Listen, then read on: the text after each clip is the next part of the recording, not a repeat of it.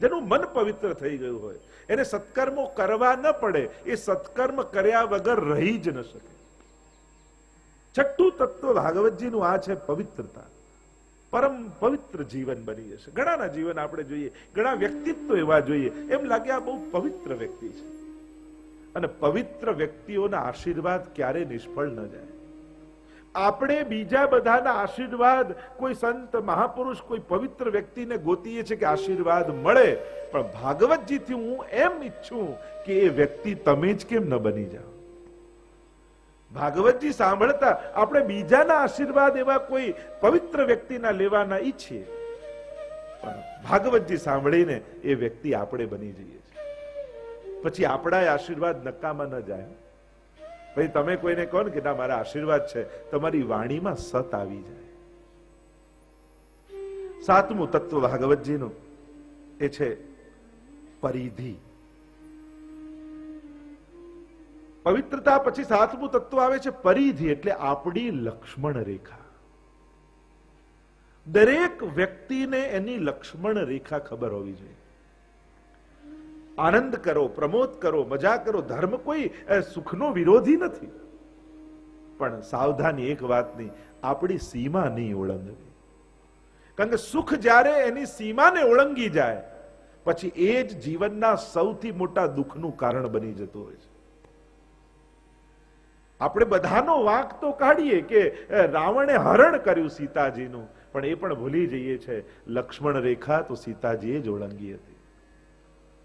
એમ દરેકના જીવનની એક લક્ષ્મણ રેખા હોય છે, અને આપણે જ નક્કી કરવાની. કારણ કે બીજા નક્કી કરી આપે આપણને બંધન લાગે, પણ આપણા નિયમો, આપણી સીમાઓ એ આપણું બંધન નથી, એ આપણી સુરક્ષા છે.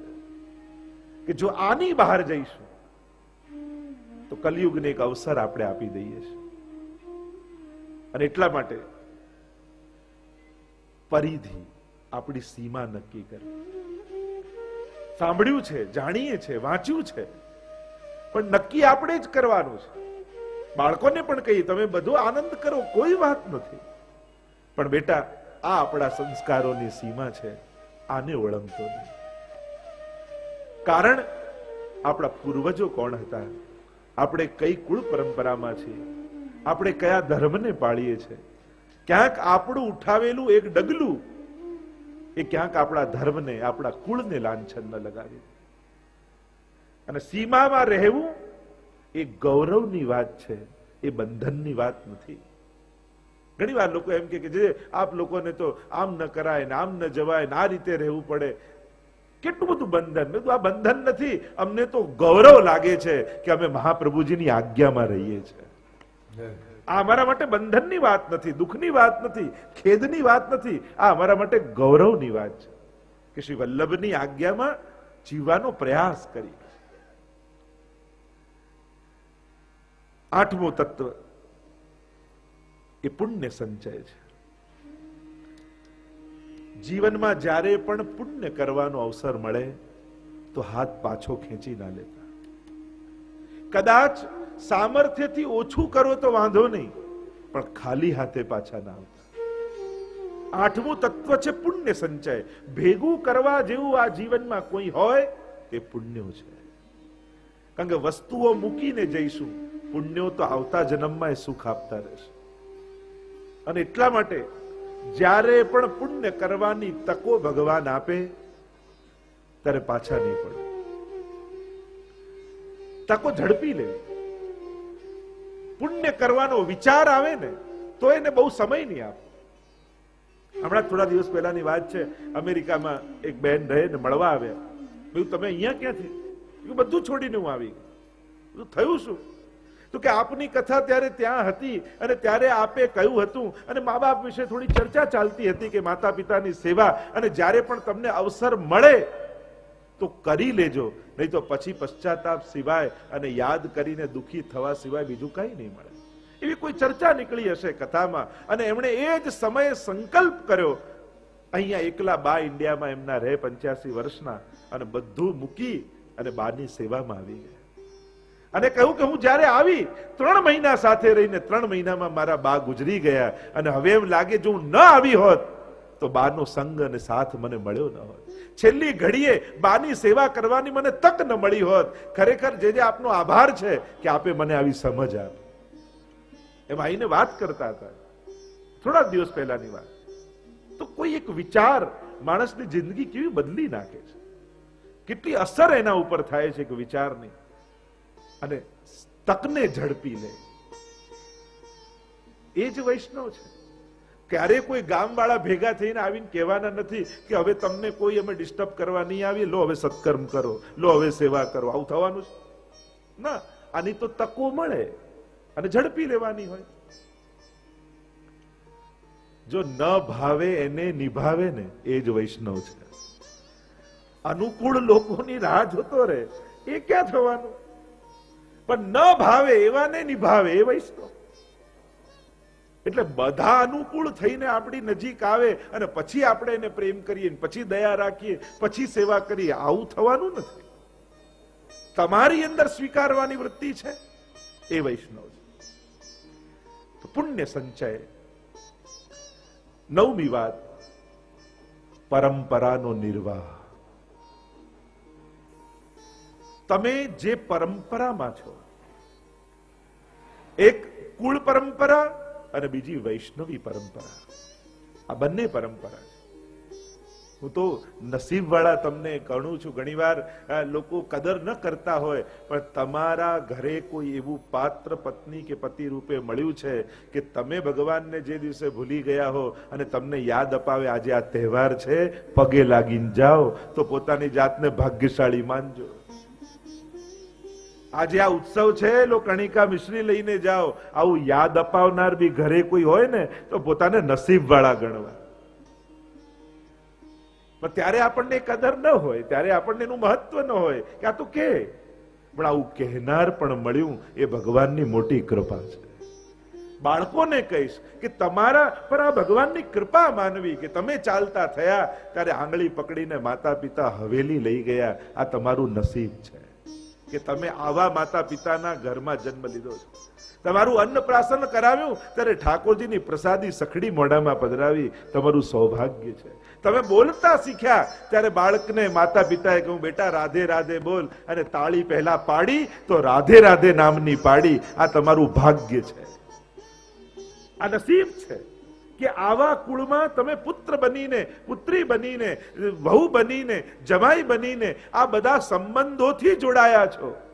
એ સૌભાગ્યની વાત છે. નહીં તો ગામમાં ફેરવનારા તો ઘણાય મળે, નહીં તો એવાય મળે ચલ ને બેટા ગલ્લે જઈને ઉભા રહીએ. એ તો એવાય મળી શકે. કોણ કે તમને હવેલીના પગથિયા ચડાવ્યા, તમને ગુરુના દંડવત કરાવ્યા, તમને ઠાકોરજીને દંડવત કરાવ્યા, અને તમારી સમજ ખીલી તો આ સંસ્કારો સાથે ખીલી. આ તમારું સૌભાગ્ય છે. અને એટલા માટે એને સાધારણ ન ગણતા. આ તમારી પરંપરા તમારે જાળવવાની છે. એનાથી જ તમારી ઓળખાણ છે અને એનાથી જ તમારા પરિવારનું ગૌરવ છે.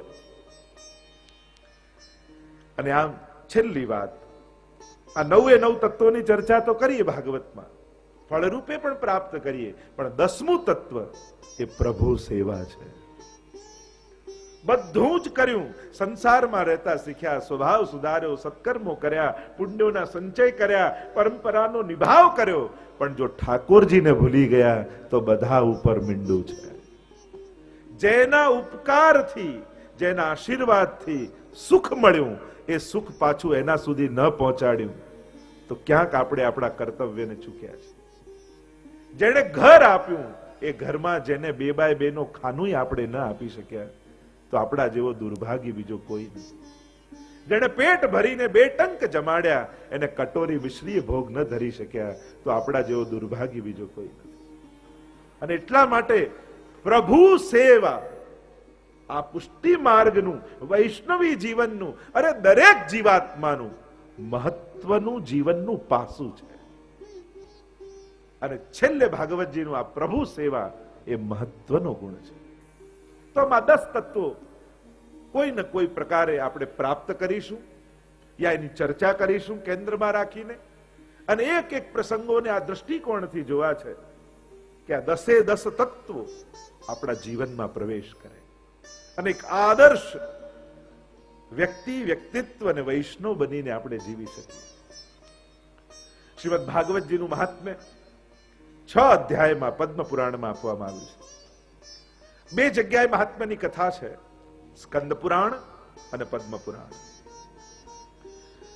6 અધ્યાય એટલા માટે કારણ કે ભગવાનની કથા છે, ભગવાન 6 ગુણવાળા છે.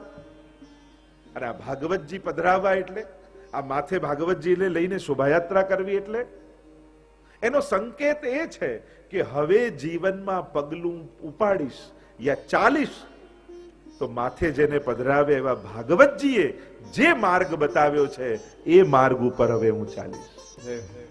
આ ભાવના આપણી શોભાયાત્રાની છે. એમ થાય કે આ શોભાયાત્રા માથે લઈને કેમ પધરાવાનું? એનું કારણ જ હવે આ મારા માથે ભાગવતજી બિરાજે છે.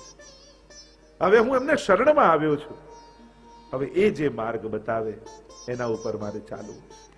મારે મારા જીવનને સફળ કરવું છે. અત્યાર સુધી આપણા જીવનને સુખી કરવાના વિચારમાં હતા, મારે મારું જીવન સુખી બનાવવું છે.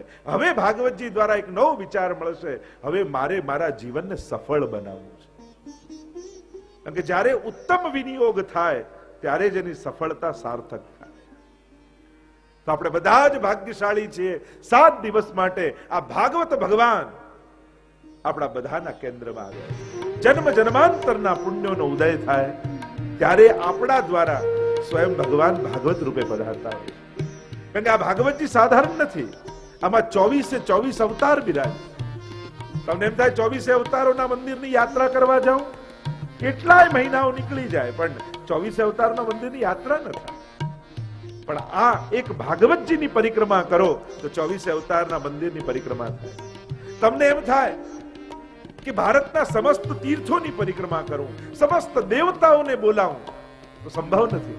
પણ એક ભાગવતજી બેસાડો તો સમસ્ત તીર્થો અહીંયા આવીને વાસ કરે, સમસ્ત દેવતાઓનો વાસ ત્યાં થઈ જાય. અને જ્યારે તમે ત્યાં બેસો છો ત્યારે દેવતાઓ એક જ શબ્દ બોલતા હોય છે, તથાસ્તુ તથાસ્તુ તથાસ્તુ. અને તમારા મનની સઘળી મનોકામનાઓ એ તથાસ્તુ શબ્દથી પરિપૂર્ણ થઈ જતી હોય. નંદના કુંવર તમે બહુરંગ રસિયા, અમારે કારણ વાલો વ્રજમાં વસિયા. અતિરે આનંદ ભર્યા નંદ ઘેર જઈશું, દર્શન કરીને સુખિયાર થઈશું. એક સાથ અતિરે આનંદ ભર્યા આવો મારે અંગે, શ્યામ સુંદર વર બેઠા છો સંગે. मदभागी हैं हम लोग, भागवत के मध्य में विराजमान है. ये तो कल्प वृक्ष है, निगम कल्प तरोर गलितम फलम, शुक मुखाद अमृत द्रव संयुतम, पीबत भागवतम रसमालयम, मुहुरहो रसिका भुवि भावुका. ये तो कल्प वृक्ष है. यहाँ जो जो मनोकामना करोगे पूर्ण होगा. तो श्रीमद भागवत 7 દિવસ સુધી આપણે એનું રસપાન કરવાના છે. તમે સ્વયં ભગવાનને પીવાના છો. ભગવાન તમારા અંતઃકરણમાં પધારવાના છે. એટલે મહદભાગ્યની વાત છે. આ મહાપુરાણ છે. પુરા ભવમ ઇતિ પુરાણમ, જે પહેલા થઈ ગયું, યા પુરા નવમ ઇતિ પુરાણમ, જે સદાય નવું છે એને પુરાણ કહેવાય. શાસ્ત્રો ક્યારે પણ જૂના થતા નથી. ઘણા કે આટલા હજારો વર્ષ પહેલા કથાનું આજે શું કામ? અચ્છા, તો આજે ક્રોધ જતો રહ્યો, ઈર્ષા જતી રહી, લોભ જતો રહ્યો, દ્વેષ જતો રહ્યો છે ને, તો એ જ દવા ખાવી પડે. અને તમને એવું લાગે છે કે પહેલા કરતા આ બધું વધ્યું છે? ઓ, તો આની હવે વધારે જરૂર છે. જો પહેલા કરતા આ વધ્યું હોય તો આ દવાની હવે વધારે જરૂર છે. આ તો સદા કાલ માટે શાશ્વત છે. જ્યારે જ્યારે પણ આને, મેં તો જીવનમાં અનેક જગ્યાએ જ્યારે યાત્રા વિશ્વભરમાં કરીએ છીએ અને આ ભાગવતજીનો પ્રભાવ એવો જોયો છે, ભગવાનમાં ન માનનારા પણ લોકો 7 દિવસ શ્રવણ કરી અને ભગવાનને માનતા થઈ ગયા. અને હું તો એટલે જ ભાગવત કથા જ્યારે જ્યારે પણ શરૂ થાય ત્યારે પહેલા જ કહી દઉં કે આજે પહેલા દિવસે બધા પોતપોતાની સેલ્ફી લઈ લેજો ચહેરાની, કારણ કે 7મા દિવસે આજ તમારી આંખો કંઈક જુદી હશે, તમારા ચહેરાના ભાવ જુદા હશે, તમારી વાણી કંઈક જુદી હશે. આ ભાગવતનો પ્રભાવ છે. અહીંયા સ્વયં ભગવાન છે આ શબ્દોમાં. આ સાધારણ શબ્દો નથી. આ કોઈ સાહિત્યકારની કોઈ કલ્પના કે રચના નથી. આ ભગવતા પ્રોક્તમ ભાગવતમ, જો ભગવાન ને ખુદ ને કહા है. કારણ કે ભગવાન અને ભગવાનની વાણી આ બંનેમાં કોઈ ફરક નથી. એટલે કે તમે ભગવાનની વાણીનું ગુણગાન કરો એટલે કે ભગવાન અત્યારે તમારા મુખમાં આવીને બિરાજ્યા છે. ભેદ નથી, એક જ છે. અને એટલા માટે આ 7 દિવસ મહોત્સવને કોઈ સાધારણ લૌકિક પ્રસંગ જેવો પ્રસંગ ન ગણતા. આ ધામ હવે ભગવત ધામ બની ગયું. ભાગવતજી વિરાજી ગયા.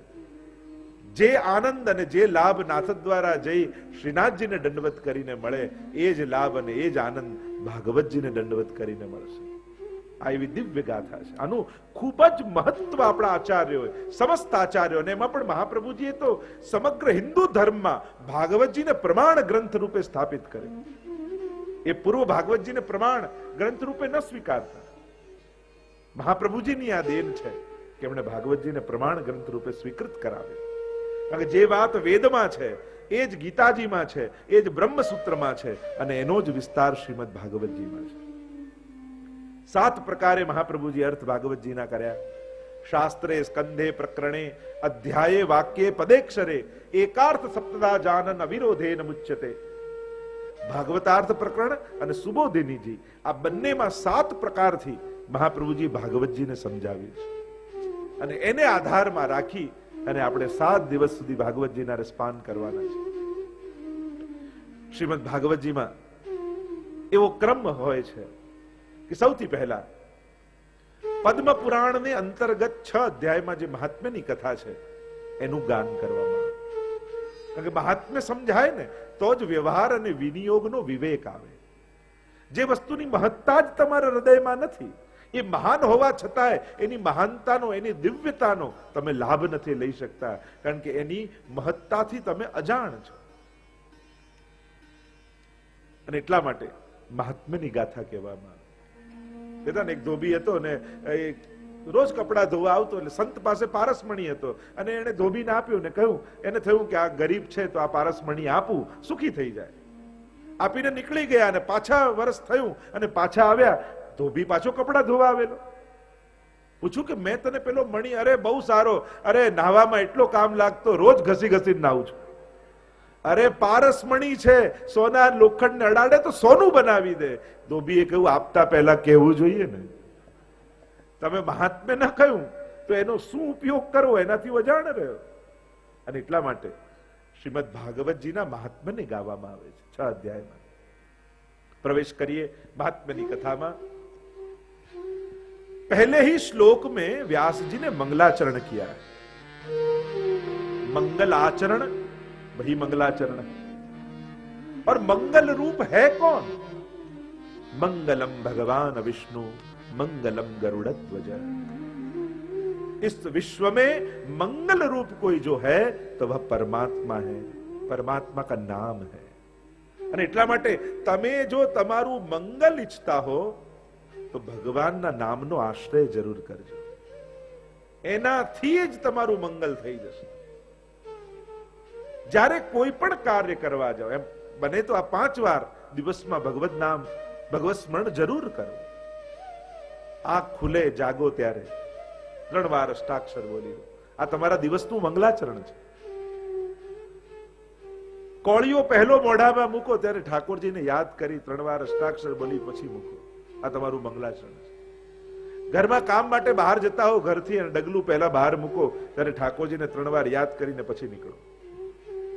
કામમાંથી પાછા ઘરે આવો અને પ્રવેશ કરતા હો ત્યારે 3 વાર ઠાકોરજીને યાદ કરીને ઘરમાં પ્રવેશો। ઘર પણ તીર્થ છે।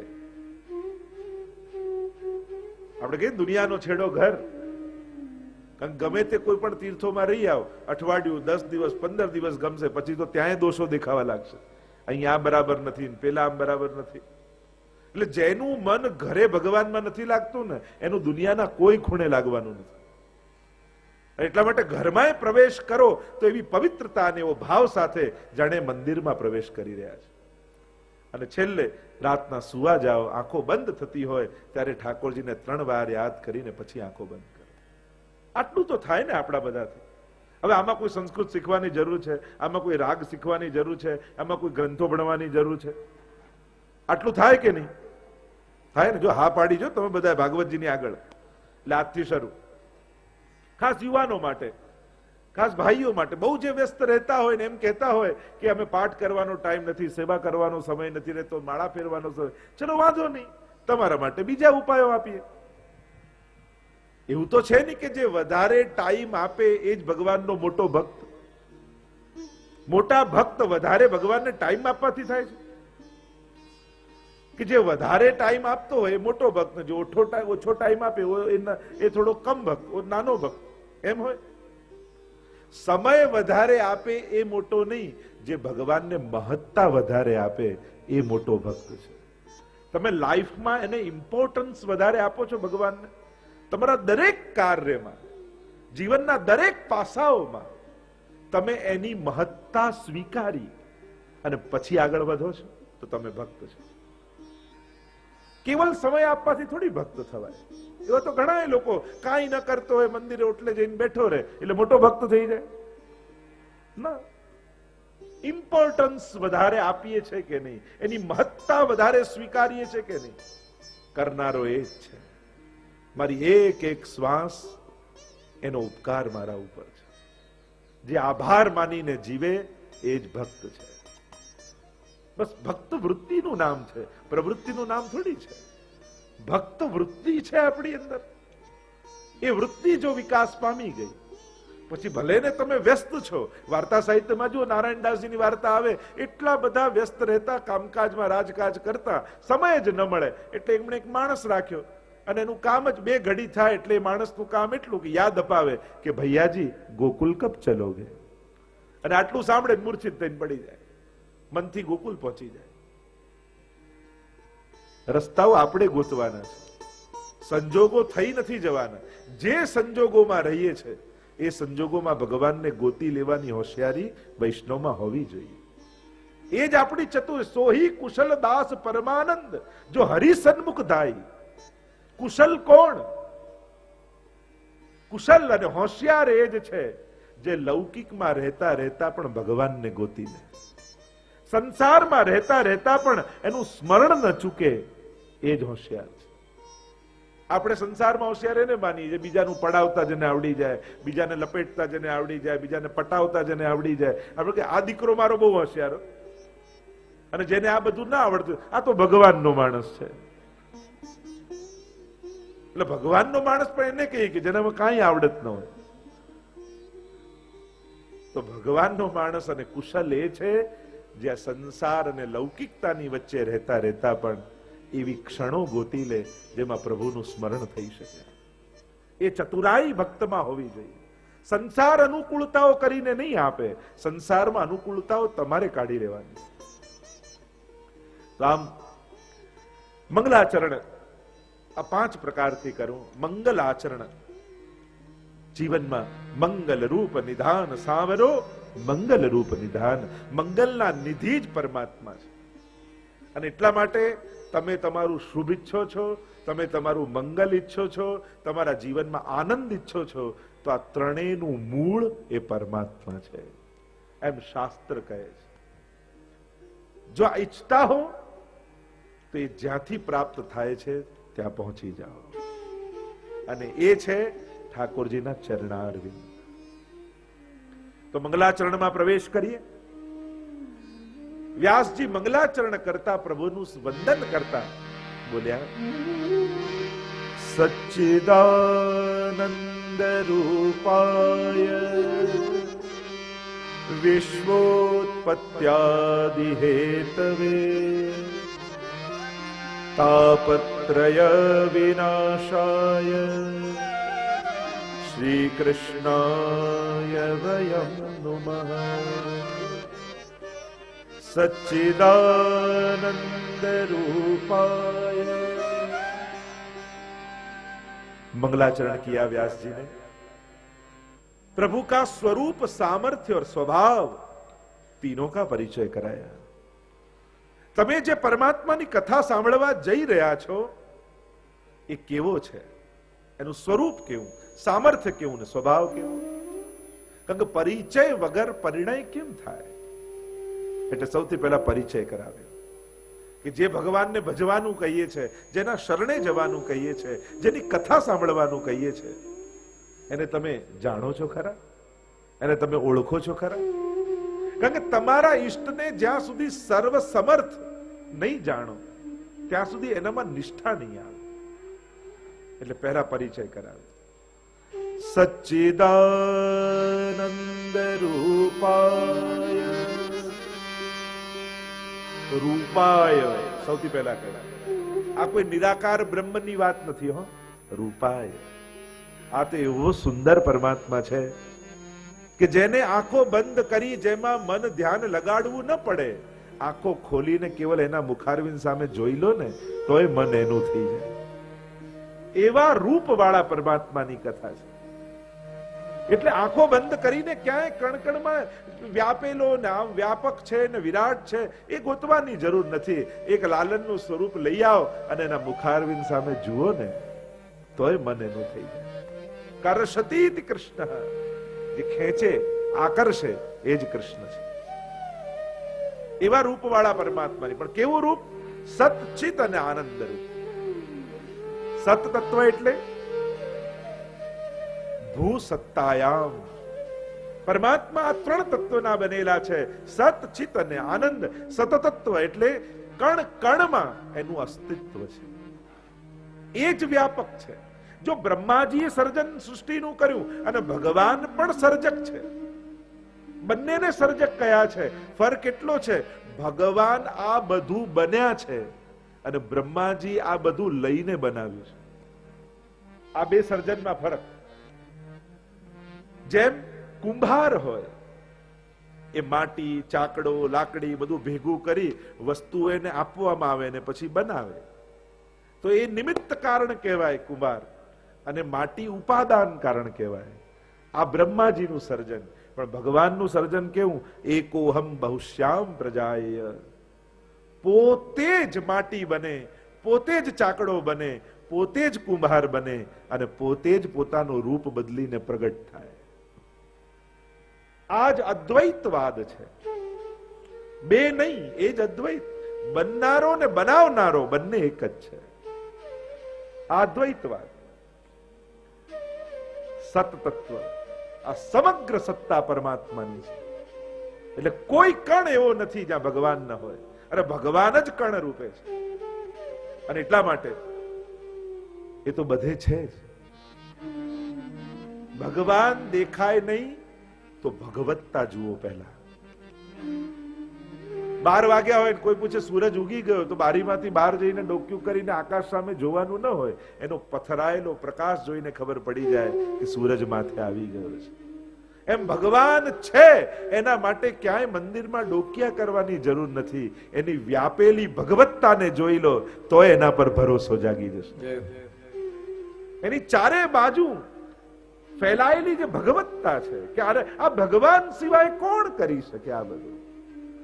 એક ટાકણીને જોઈને આપણે માનવા તૈયાર નથી થતા કે એમને એમ બની જાય. તો આટલું વિરાટ વ્યાપક એક આશ્ચર્ય દુનિયાનું. અરે કેવલ પોતાનો ચહેરો દરિશામાં જુઓ ને તોય તમને ભગવાન પર ભરોસો આવી જાય કે આવું ભગવાન સિવાય કોઈ ના ઘડી શક્યો.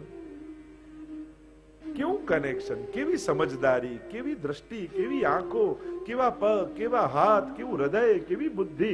આજે પણ વૈજ્ઞાનિકો માટે સૌથી મોટું આશ્ચર્ય હ્યુમન બોડી છે. સૌથી મોટું આશ્ચર્ય. ગમે તેટલે તમે કોમ્પ્યુટર ને મોબાઈલ ને ગમે તેટલી મોટી ટેકનોલોજી, એને જે બનાવનારી આવી બુદ્ધિ માણસની, એને ઉકેલ આજે પણ એક પ્રશ્નાર્થ બનેલું છે બધા માટે. દરેકના જવાબ એની ડોક્ટરો પાસે પણ નથી, વૈજ્ઞાનિકો પાસે પણ નથી. અને એટલા માટે વિજ્ઞાન એ ધર્મનું ઓપોઝિટ યા દુશ્મન નથી. અત્યારના સમયમાં તો ધર્મનો સૌથી નજીકનો કોઈ મિત્ર હોય તો વિજ્ઞાન છે.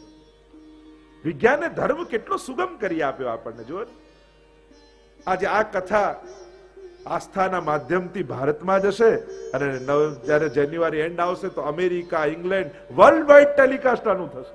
એટલે દુનિયામાં બેસેલા કરોડો લોકો આને જોશે. જો આ ધર્મને વિજ્ઞાનનો કેવો સાથ મળે. આ માઇક જુઓ ને, અહીંયા હું બોલું છું, છેક પાછલા વ્યક્તિ સુધી અવાજ જાય છે. ધર્મને વિજ્ઞાનનો કેવો સાથ મળે છે. એવો ઘણા પ્રકારથી આપણે ચર્ચા કરી શકાય. અત્યારના સમયમાં હવે આ બંને દુશ્મન નથી રહ્યા, બંને ગાઢ મિત્રો થઈ ગયા છે. અને આ બંનેને જોડીમાં જો સ્વીકાર કરો તો વધારે કલ્યાણકારી ધર્મ થઈ શકે એમ છે. જો મૂળ વાત કરી રહ્યો છું, સતતત્વ પરમાત્મા જ સર્વત્ર વ્યાપક છે. પરમાત્મામાં બીજું તત્વ છે ચિદ તત્વ, ચિતિ જ્ઞાને ચૈતન્યત્વ. આ ચિત તત્વ પરમાત્માનું છે. જ્યાં જ્યાં ચૈતન્યત્વ દેખાય છે પરમાત્માનું છે. જ્યાં જ્યાં જ્ઞાન છે ત્યાં પરમાત્મા છે. પ્રભુ પોતે જ્ઞાન રૂપ છે. સત્યમ જ્ઞાન અનંતમ બ્રહ્મ, એમ શાસ્ત્રએ કહ્યું. પ્રભુ સર્વજ્ઞ છે, જીવ અલ્પજ્ઞ છે. આપણે ગમે તેટલું જાણીએ છતાં એની લિમિટેશન છે. પ્રભુના જ્ઞાનની બહાર આ વિશ્વનું કોઈ જ્ઞાન નથી. એ બધું જ જાણે છે, એને બધું જ ખબર છે. અને જે બધું જાણનારો છે એ તમારા હૃદયની પણ જાણે છે. એટલે એને ખબર જ છે કે તમને ક્યારે શું આપવું એ તમારા દિલની જાણે છે. એટલે મહાપ્રભુજી કહે માંગવું નહીં, એને ખબર જ છે. પણ તમારી માંગ પ્રમાણે નહીં આપે, તમારા હિત પ્રમાણે આપશે. ત્રીજું તત્વ પરમાત્મામાં છે આનંદ તત્વ.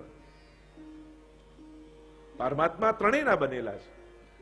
પ્રભુ એટલે આનંદ.